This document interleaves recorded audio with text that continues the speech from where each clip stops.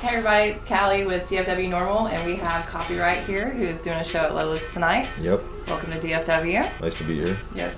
Now, we are the organization for the reform of marijuana laws, so our number one question is, what do you think about the state of the marijuana laws in the United States right now? I think all except for Colorado and, Michigan. Washington. Yeah, I think it's pretty absurd.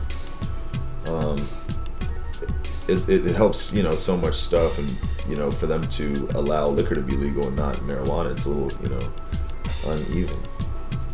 So you're a smoker, right? Yeah, I am, and I'm off and on too. Sometimes I go for breaks, and I've gone for as long as breaks for like a year and stuff like that. Mm-hmm. So when did you first start partaking in cannabis? Actually when I was 23, like around 23, 22. I was straight edge my whole life. I didn't drink or anything growing up. Right on. And so what made you decide to start smoking? I was on tour. We were bored in the car. Everyone else was smoking good weed. It smelled good, so I tried it. Yeah. It made the music fun, and it made the trip more enjoyable. Right on. So, okay, you're on tour. Do you smoke a lot pretty much everywhere you go? It all depends. I take breaks. Mm-hmm. So, I to put it to you like this. When I'm smoking, I smoke a lot. And when I'm either all the way or not at all. Okay. So what's the most amount that you've been given, or like on stage or in person? Probably no more than like a half, Nothing major, no pounds or anything. Right on. No bricks. And then what's your favorite strand? Right now it's between Chem Dog and Cherry Pie and Girl Scout cookies. Right on. Now, we have all these edibles and dabs and stuff like that these days. Do you partake in any of that kind of stuff? Yeah. What's your favorite?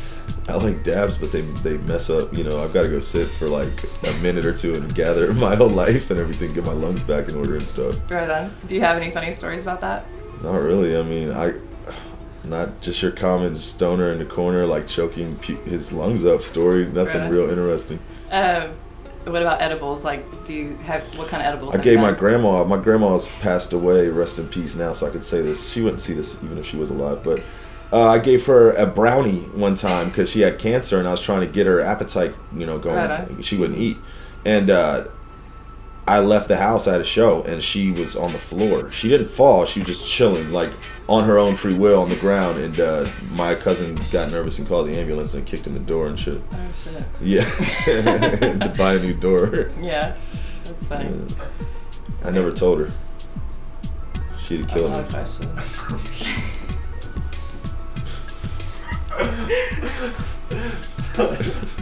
The way you said that was just... She would have killed me. I couldn't tell her. What do you think about the stupidity of having something like hemp remain illegal all this time, despite the fact that we know for a fact that you can't get high off of it? What do you think about the stupidity of the laws that continue to prohibit such a useful plant to humanity? Because we can make so many different things out of it. I think it's retarded, and I think it's it's one of two or both things. They can't make money on. They're afraid of them not making all the money on it if they do make it legal, or they just don't want the problem fixed. So that's how I feel about it. Because a moron, I'm a dropout. I could see that it could fix a lot of stuff in the government, and these people are far more educated than me. So there's got to be a real reason why they don't want it to be out there, why they don't want it to actually happen. Do you feel like the same thing could probably be said for medical marijuana? Yeah, for sure. So do you feel like maybe the government is aware of how powerful a medicine that this is, and they're just deliberately keeping it from the people? They know. And most of them smoke, or half of them at least, smoke weed themselves or have admitted to smoking weed. So they know for sure. They know they're not miseducated that bad. So what are some of the most insane type of reefer madness type maybe statements or things that you've heard or seen people do? I saw Nancy Grace saying that it makes people violent, which is the direct opposite of what it does. It's famously known for making people the opposite of violent.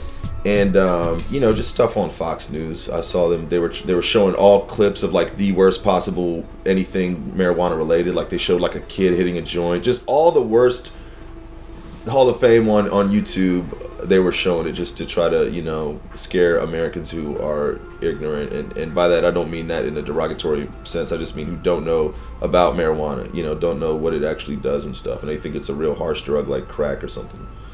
Schedule 1. Yeah, it's a Schedule 1 narcotic, high probability for abuse and no accepted medicinal value. How do you feel about that? That's what the law classifies it as? Yes. And so what is it again now? Schedule 1 narcotic. Okay, so and what's... It's the same thing basically as heroin or cocaine. Yeah, it's retarded because it grows from the ground. It's not tampered with at all. I mean, the only tampering that's done with it is putting it in soil and allowing light to hit it and watering it, which is what you do to a plant. So, right. that's where the thing's different. And you could, and then somebody could also come and say, well, just because it grows out the ground doesn't mean it's good. Like, there's poisonous things that grow out the ground, but this isn't poisonous. This has been tested. It's funny because I have an ex who is a lawyer now, and she graduated the University of Maryland, and she did a study when she was in college, and nobody's ever died off it, ever. When you mix blunt paper, that's a different story. That's when you start mixing nicotine, and that's not THC, that's not marijuana. But, there's never been a study of anyone to just die off marijuana itself. All the Reefer Madness stuff is it's just ignorant. It's propaganda. Now, Sean brought up something pretty important earlier. In Texas, the concentrate, dabs, or even keef that you keep in your grinder is considered a controlled substance, and it's an automatic felony in the state of Texas. Really? Yes. Wow. So the other night we were talking, and you were like, "Oh yeah, it's decriminalized everywhere, not in Texas." That's but scary. Anyway, what are your thoughts on that one? I think that's way overdoing it, and I think that's scary that they would do that with something so so small. I mean, even if, say, there is a kid who's 15 or 16 and he's dabbling in drugs, he's in high school, he gets caught with something as minor as keef, and now he's got a felony possibly on his record just because he did what most of the cops did when they were kids, So I think it's very unnecessary. So speaking of kids, what do you think about all these school districts who are now trying to just straight up drug test all kids who are either enrolled in school or maybe Is that what they're doing now? I think I heard about that. In Texas. That's nuts, man. I think that's insane. My son, who's in band, he's 13 years old, has to take a drug test. Wow. My 13-year-old. That's insane. I don't know, man. I mean, that's my honest thought. That's way overdoing it. Once again, the kids experiment. It's not like it's serious stuff. I mean, it's way too much. It's way too much. All right. So, do you feel like kids should... That's holding something against. That's holding one thing against them. That's like dangling education in their face, saying that you can't be a kid. You have to be. There's no kid who's completely walks a straight and narrow, throughout high school or throughout middle school or anything like that. So that's absurd. Well, especially when you consider that these extracurricular activities that they're being drug tested for are the type of things that are going to keep them away from, maybe gangs or drugs to begin with. And so, do you feel like it's even a good use of taxpayer dollars to spend? I mean, if we're already struggling to pay teachers as it is, do you feel like we should be spending additional dollars to drug test kids to be on the debate team? No, not at all. Not at all. Yeah, this is Copywrite, and if you smoke weed, if you believe it has medicinal purposes, vote yes for it whenever you see it on the ballot. That's it.